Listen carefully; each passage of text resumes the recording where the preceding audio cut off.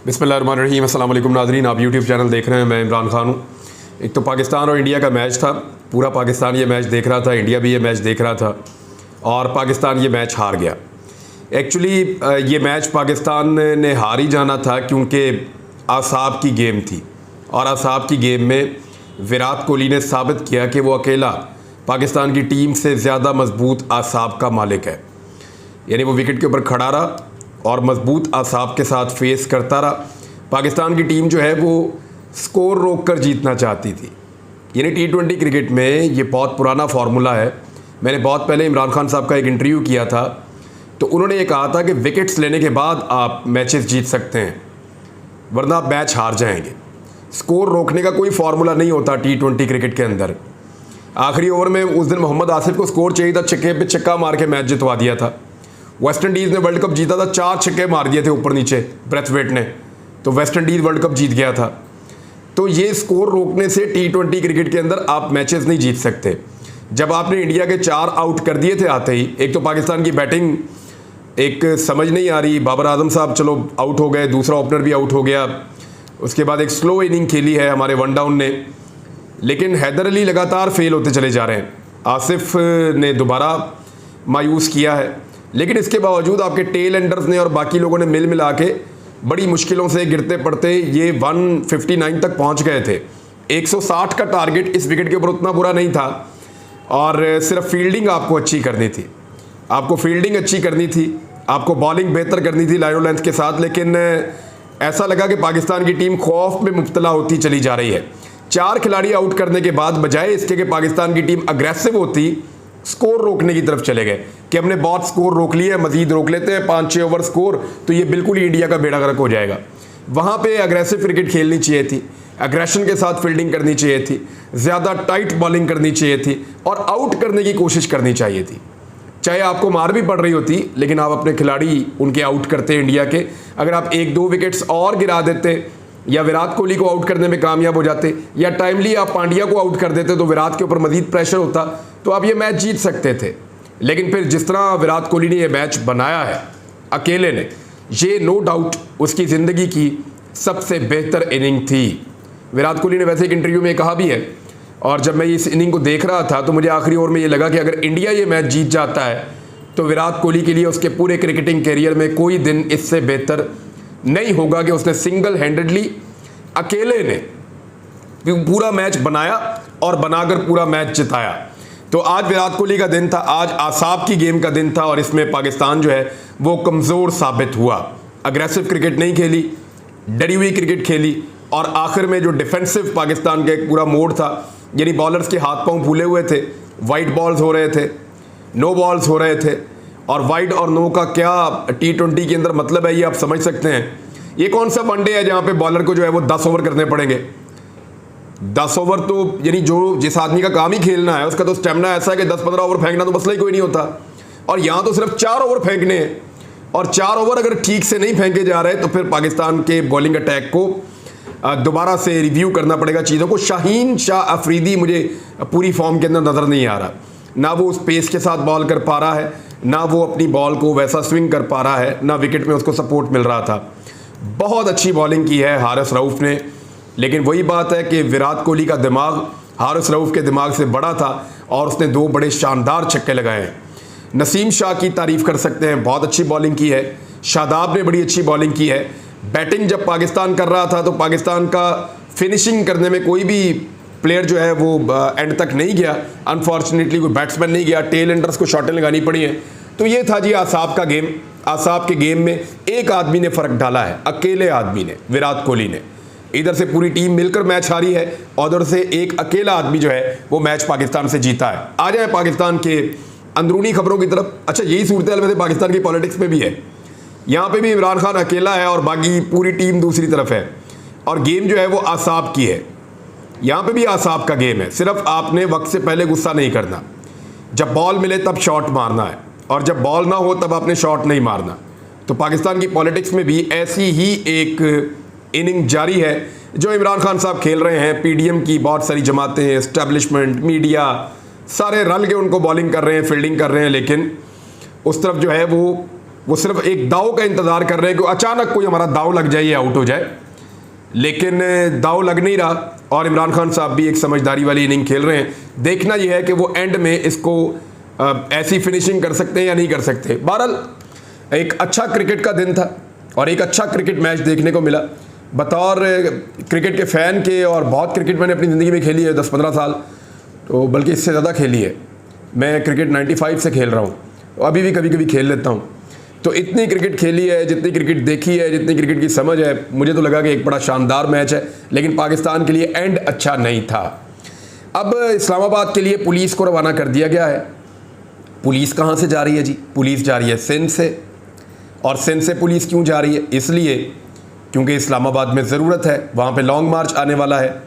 और पीटीआई के मुतवक्का लॉन्ग मार्च को रोकने के लिए सिंध से वफाकी दारुल हुकूमत इस्लामाबाद के लिए पुलिस की नफरी रवाना हो गई है। 1000 से ज़ायद एहलकारों को शहदादपुर रेलवे स्टेशन से स्पेशल ट्रेन में रवाना किया गया है। इस्लामाबाद रवाना किए जाने वाले 900 एहलकार शहदादपुर में महकमाना कोर्सेज़ के लिए आए हुए थे और उन्होंने बताया जी कि कुछ पैसे वैसे भी इनको देंगे, लेकिन वफाक जो है वो इसका ख़र्चा उठाएगा। कुछ और पुलिस वाले भी दे देंगे, चंद हज़ार पुलिस जो है वो सिंध से चली जाएगी, कुछ एफसी वाले ले लिए जाएंगे, रेंजर्स वाले ले लिए जाएंगे और इस्लामाबाद की पुलिस भी मौजूद होगी। लेकिन अगर मिलियंस के अंदर लोग आएंगे तो फिर तो रोकना मुमकिन नहीं होगा। ये पुलिस तो कुछ भी नहीं कर पाएगी। उस दिन लोग अपनी मर्ज़ी के तहत निकल रहे थे, जिस दिन इमरान खान साहब को डी सीट किया गया है। इसको अब हम ना वो नाअहली नहीं कह सकते, उनको उनकी सीट से हटा दिया गया है और वो सीट पे रहना भी नहीं चाहते थे। बहरहाल अभी तो ये मामला अदालत में जाएगा, जब अदालत में जाएगा तो तब देखेंगे कि क्या होगा। लेकिन इस्लामाबाद के अंदर फ्रस्ट्रेशन बहुत ज़्यादा बढ़ गई है। ये वो पुलिस है और वो इंतज़ामिया है जो सिंध में इंतखाबात नहीं करवा सकती। वो कहते हैं जी सिंध के अंदर हमारे पास स्ट्रेंथ इतनी नहीं है, हम सिंध में बल्दियाती इंतखाबात नहीं करवा सकते, अवेलेबिलिटी नहीं है पुलिस की और इदारों की। और उधर से पुलिस इस्लामाबाद भेज रहे हैं। यानी सिंध में इलेक्शन के लिए पुलिस नहीं है, लेकिन इस्लामाबाद में एक्शन के लिए पुलिस इनके पास मौजूद है। ये 2 नंबरी है इस इम्पोर्टेड सरकार की, जो हर कदम पे आपको नज़र आती है और आपको साफ पता चलता है कि किस तरीके से दाव लगाया जा रहा है और किस तरीके से पाकिस्तानियों को बेवकूफ़ बनाने की कोशिश की जा रही है। कुछ खबरें हैं, मैं आपके साथ शेयर करता हूँ। एक तो असद उमर साहब ने कहा कि ट्विटर के ऊपर उन्होंने पैगाम जारी किया, इमरान खान साहब के ऊपर इक़दाम कत्ल के मुकदमात, दहशतगर्दियों के मुकदमात, बार बार दहशतगर्दियों के मुकदमात, और पंजाब के अंदर जो है वो इस किस्म की एक्टिविटीज़ नहीं की जा रही। खैबर पख्तूनख्वा के अंदर भी इस तरह की एक्टिविटीज़ नहीं की जा रही। और शरीफ ख़ानदान जिनके खिलाफ ये एक्टिविटी हो सकती है वो या तो इक़्तिदार में है या पाकिस्तान से भागा हुआ है। वो एक रह गया था हमजा शहबाज, उसके लिए क्या किया अभी मैं अगली खबर में आपको बताता हूँ। लेकिन असद उमर साहब ने एक और कारनामा लिखा कि इस्लामाबाद में कानून नाफिज करने वाले कानून की धज्जियाँ उड़ा रहे हैं। हमारे वर्कर मुराद बुखारी को पकड़ने के लिए आए और वो नहीं मिला तो उसके भाई महताब बुखारी को पकड़ के ले गए। मुल्क का दारुल हुकूमत है या कोई जंगल है? इंशाअल्लाह इन तमाम गैर कानूनी काम करने वालों को कटहरे में खड़ा किया जाएगा। ये जो आईजी है ना इस्लामाबाद का, इसके साथ तो मैं जानता हूँ बहुत बुरी होने वाली है, क्योंकि ये करप्शन के केस के अंदर बाकायदा मुलव्वस पाया गया था। इसके खिलाफ इंक्वायरी साबित हो चुकी है और इसको एक रिलीफ देकर इससे ये सारे उल्टे काम करवाए जा रहे हैं इस्लामाबाद के अंदर। और ये बाकायदा दस्तावेजी सबूत मौजूद हैं इन चीज़ों के। आने वाले वक्त में वो सामने आएंगे और ये आईजी का जो है वो निशान इबरत ये बनेगा। मुझे इस बात का आइडिया है, क्योंकि जिस वक्त ये आईजी निकलेगा ये या तो पाकिस्तान से भागेगा फौरी तौर पे, अगली फ़्लाइट से पाकिस्तान से निकलेगा और ये पाकिस्तान मुड़कर नहीं आएगा। हाँ, अगर इसका नाम ECL में डाल दिया जाए तो फिर तो इसको काबू किया जा सकता है, वरना बहुत सारे लोग ऐसे हैं पाकिस्तान में जो अपना माल पाकिस्तान से बाहर शिफ्ट कर रहे हैं। उन्हें पता है कि जैसे ही ये हुकूमत ख़त्म होगी हमें पाकिस्तान से भाग जाना है निगरान हुकूमत के दौरान, क्योंकि अगर हम पाकिस्तान के अंदर रुके तो अगली हुकूमत के अंदर हमें सख्त तरीन एहतसाब का और जवाबदेह होना पड़ेगा जो कुछ हमने किया है। बहरहाल एमल वली खान जो है ये बज़ाहिर दलेरी दोबारा इन्होंने दिखाई है। एमल वली खान असफंदियार वली के बेटे हैं। इन्होंने पहले भी कहा था कि ये जो ज़िमनी इंतखाबात हो रहे हैं उनको मज़ीद आगे ना भेजा जाए। एमल वली खान ने अब दोबारा कहा है कि उनकी जमात बिल्कुल तैयार है कि असम्बली तहलील की जाए और पाकिस्तान इंतखाबात के अंदर जाए, क्योंकि फजल रहमान साहब भी कह चुके हैं, नवाज शरीफ भी कह चुके हैं और जरदारी साहब भी कह चुके हैं कि ये असम्बलियाँ जाली हैं। तो उन्होंने कहा हम तो पहले ही कह रहे थे कि इन असम्बलियों से हलफ ही नहीं लेना चाहिए। अब क्योंकि एमल वली खान इलेक्शन हार चुके हैं तो वो चाहते हैं कि दोबारा से इलेक्शन हो और फिर वो इलेक्शन में हिस्सा लें और फिर इलेक्शन जीत कर वो कौमी असम्बली की नशस्त जीत कर पहुँचें। क्योंकि जो ANP है वो ये समझती है कि आने वाले वक्त में उनका बयानिया मज़ीद पिट जाएगा। उन्हें ये लगता है कि महंगाई मज़ीद बढ़ने से, बेरोज़गारी मज़ीद बढ़ने से, हालात मज़ीद ख़राब होने से जो मौजूदा इम्पोर्टेड हुकूमत है, लोगों की नफ़रत उससे मज़ीद बढ़ जाएगी। और अगर ये नफ़रत बढ़ेगी तो ANP के ऊपर भी उतना ही बैकलैश आएगा। ANP हो सकता है अपने आप को हुकूमत से अलग कर दे, एक ही सीट है उनकी कौमी असम्बली की, अगर वो अलग हो भी जाएँ तो अब हुकूमत को फ़र्क कोई नहीं पड़ता। उनके पास 76 लोग हैं, 74 से पहले अब मेरे ख्याल 76 लोग हैं, तो उन्हें फ़र्क कोई नहीं पड़ता, उनकी हुकूमत बरकरार रहेगी। फ़र्क तब पड़ेगा जब MQM छोड़ेगी, फ़र्क तब पड़ेगा जब बलूचिस्तान अवामी पार्टी छोड़ेगी, और ये दो पार्टी तो छोड़ने के लिए तैयार नहीं है। अब हमज़ा शहबाज की मैंने आपको कहा था, मैं खबर बताता हूँ। हमज़ा शहबाज को बना दिया गया है जनाब पंजाब में अपोजिशन लीडर। देखिए एक बात पे गौर कीजिए, शरीफ ख़ानदान जो है ना, इसका एक रिकॉर्ड है, ये किसी भी बड़े ओहदे के ऊपर अपनी पार्टी के किसी ऐरे गहरे को नहीं बैठने देता।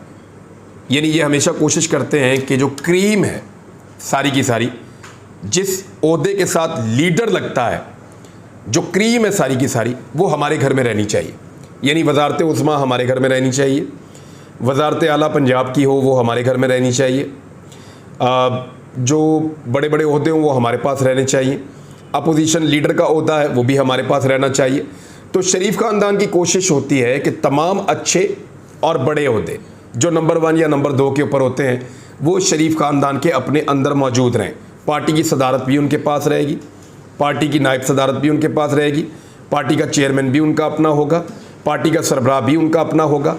यानी मरीम नवाज़ ने पार्टी के लिए कभी कुछ नहीं किया, लेकिन फिर भी जैसे ही पार्टी में आई वो नायब सदर बन गई हैं। अब उनका ओहदा उससे ऊपर किया जा रहा है, जबकि उनका जो मरीम का बेटा है जुनैद, आप देखिएगा जब ये सियासत में आएगा तो एकदम ये इसके नारे भी लगेंगे कि शेरां दे पुत्र शेर, और एक बारी फिर शेर, फिर जुनैद के लिए और कौन से नारे लगे, इसी किस्म के नारे लगाते हैं। जैसे हमज़ा को इंट्रोड्यूस किया था, जैसे मरियम को इंट्रोड्यूस किया था, वैसे ही वो अपने बच्चों को भी इंट्रोड्यूस करेंगे। तो ये जो लोग ख़ानदानी सियासत के दिलदादा हैं वो इसको बड़ा इंजॉय करेंगे, और जो लोग इनकी पॉलिटिक्स को फॉलो करते हैं वो पहले दादे को, फिर बेटे को, फिर बेटी को, फिर उसके बेटे को, फिर उसके बच्चों को, तो ये इनके पोतरे धोते ही रहेंगे हमेशा। इनके गंदे कपड़े धोने की ड्यूटी यानी जिन सियासतदानों की लगी हुई है, ये नहीं हो सकता कि कभी साद रफ़ीक आगे आ जाए, ये नहीं हो सकता कभी राना सनाउल्लाह को एक लेवल से आगे आने दिया जाए, ये नहीं हो सकता कि शाहिद खाकान अब्बासी या उसके बच्चे आगे आ जाएं, ये नहीं हो सकता कि जावेद हाशमी आगे आ जाए या उनके बच्चे आगे आ जाएं,